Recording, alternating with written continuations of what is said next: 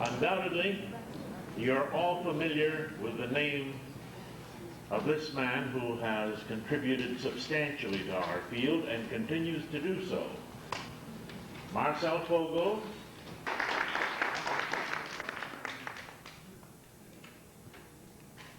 Welcome, everyone.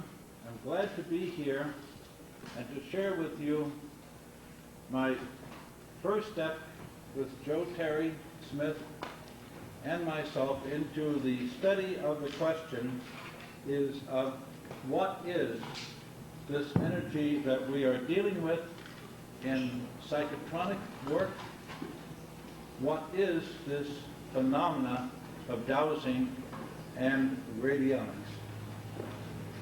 And before the end of this lecture, I hope to share with you an idea or theory which can start the path to bringing this together into a logical scientific framework. I've been with IBM for 27 years and retired in April as a senior scientist with them in the field of material research. My primary scientific work has been in the field of magnetics. I hold the basic patents on magnetic coatings for the disk memory system that we have made and sell throughout the world. After 27 years, the original formula is still being used by IBM throughout the world in all of their disk memory systems. There have been three basic interests in my life, which are being brought together here now in psychic research. One, the conversion of energy in crystalline solids. This is the field of luminescence. The absorption of radiation by a solid and the retransmission of this radiation at another frequency we call luminescence, be it either fluorescence, phosphorescence, or slow fluorescence. That started at an early age of 11. It transferred to the study of the world of crystals and the formation of the crystalline state as observed under the microscope. The discovery that was made was that nature predicts its form. In other words, at the moment of transition from a liquid or melt stage to the solid, there is a momentary flash of light or energy which is a preform for the space that the solid state will occupy. In other words, in about 1962, I saw that pre-mold or pre-form that has been a driving force to try now to discover in a more methodical and scientific form. The next step was that when I did the work in liquid crystals, the intermediate state between liquid and solid, I found that when I brought the liquid crystal state from the melt or solution state to that critical delta T temperature or degree of saturation, again that razor edge, that my mind, the field that my mind creates when I am focused and I hold my breath, that matter starts to form in accordance with my will. I can paint a picture under the microscope. It takes about 1 hour. How many of you here now could hold your attention for 1 hour without interruption? It takes intense focus and concentration. The pictures hang in my office of the Blessed Mother, which was made that way. At Easter time, I thought of a crucifix, and there a crucifix formed with this material.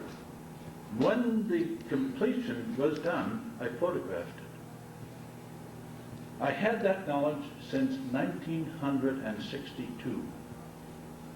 I presented these as interesting scientific work of photomicrography under the microscope.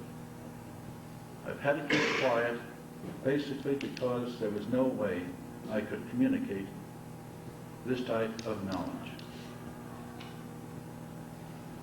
The third step, and the one that brings me here now, was the moving of mind, the power and the energies of mind, into a crystallographic form, a crystal, a natural crystal cut to a particular shape.